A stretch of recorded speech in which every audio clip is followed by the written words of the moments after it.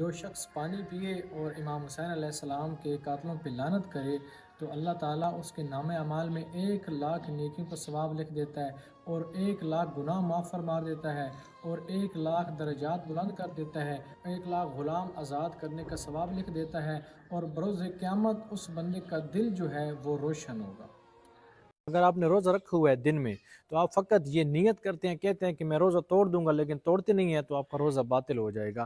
یہ کہنا بھی درست نہیں ہے۔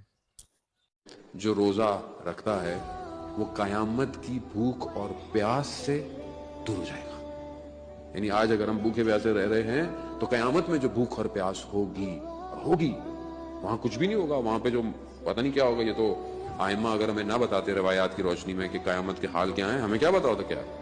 وہاں پہ بھوک و پیاس سے امان میں رہیں گے، قیامت والے دن ہم سیف رہیں گے۔ اور خداوند متعال جو روزے دار ہے اس کو جہنم سے بیزار کر دے گا، یعنی جہنم کی آگ۔